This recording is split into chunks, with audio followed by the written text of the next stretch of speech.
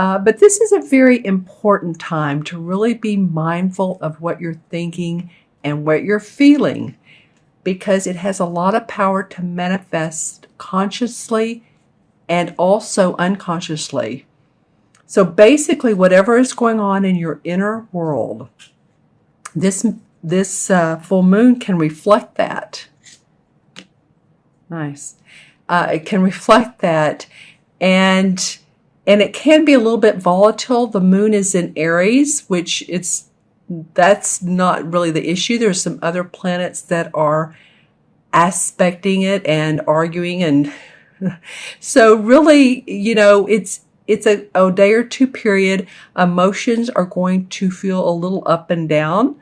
One minute you might feel like you're doing great and you're up, and the next minute you may feel like a little bit like, wow, I don't know, how I feel about this or some situation. But try to stay on the positive path, as I say, because this moon is really called the power of transformation, because it's going to be about pushing yourself through the discomfort zones of life. So whether this is in a relationship of any kind, personal, professional, or whether it's financial, or hearing some news that you're disturbed about, you can just push through it, stay positive. It's sort of like the example I give is say you haven't exercised in a while. You used to, and now you're thinking, hey, I need to exercise, getting ready for the holidays and want to get trimmed before the holiday parties, or because I know I'm going to be eating too much. Maybe I'm thinking of myself. So, when you exercise, you push yourself maybe that extra half mile of either walking or if you're a runner, whatever you're doing, or maybe you're even, lifting a few weights to make your muscles more defined, and it's good, obviously good for your bones as well. So, it's a little sore, a little painful the first few days, first few weeks, but then you keep pushing towards your goal and you start seeing the fruits of your labor. A more defined body, more defined physique, feeling better about yourself, better posture, want to eat better foods, thinking positively. So that's an example of how this moon can be. It's about pushing through what doesn't feel exactly comfortable, but coming out the other end because you have feeling more victorious and successful, and it being worth it to you. All right, Gemini. So now on to your tarot part of your reading, which, my oh my, I love these 3 cards. To be honest, you guys are about this, so I'm about halfway through, or halfway done with the videos for the mid-month. And they've been fairly positive for most signs. There's been a couple here and there that just a little bit of cautiousness. But, not to be sugary on these readings either. I do, however, like to stay positive when I talk to clients. I feel like that is the better of the 2 roads to go. It attracts more positive. Like attracts like, right? So I'm looking down at these 3 cards. I'm like, wow. Gemini, you'll have to leave me some comments below, because I'm going to start with the first one. And this is the 8 of Wands. And the 8 of Wands cards, this one's a little bit different than what you normally see in traditional tarot. Usually you see 8 wands flying through the air. So it usually indicates quick movement, literal movement, like moving. And that could be home, office, business, sudden changes, new opportunity. It's a positive card. It means quick or sudden changes or rapid movement. It could be physical. I mean physical as in your body.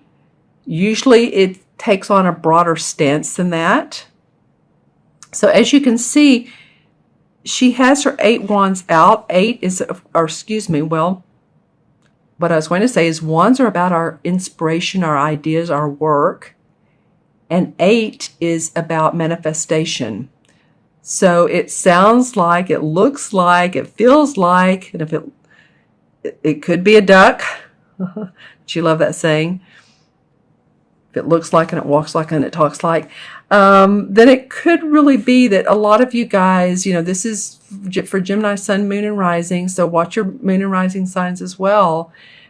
But it could be that some of you are going to hear about some news that is going to propel you into a positive situation. And that feels really good for me, for you. She's looking down at the wands. So this to me feels like the experience that you all have had, the work that you've done. There's yellow flowers around it. And look how there's yellow flowers here. So there's victory. This is the Ace of Swords. So there's victory and success around this. Love this mouth. This mouse is trying to get his head up to this sword. And the sword has sort of a pentacle handle. So this feels to me like it's about your money, your property, your finances. That you're seeing, you have new ideas, because swords are about ideas, our thinking. And she's facing this. So it could be that this move, this news, this whatever's come through, maybe even your email, your inbox. Someone's maybe asking you to do some work for them. Could be a new client.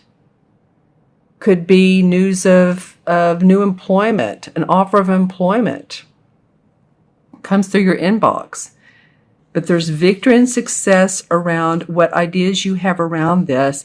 And I just have to go to this third card. This is the Six of Wands. So you have 2 wand cards here.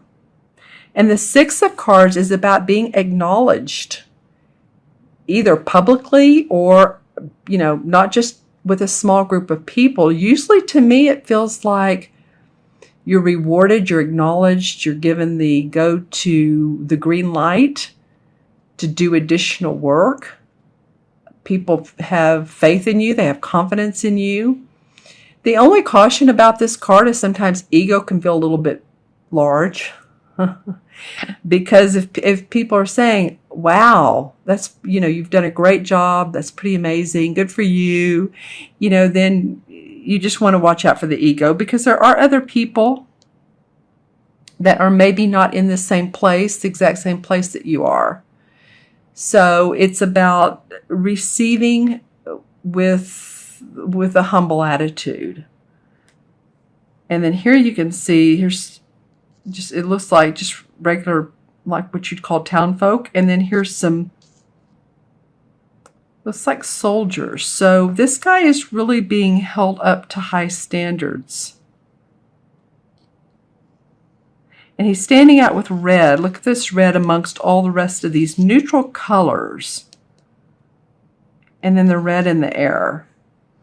And red to me is oftentimes movement, energy, confidence. It goes along with in numerology, the number 1. Also goes along with first chakra. First chakra is all about feeling secure in your finances, feeling secure physically.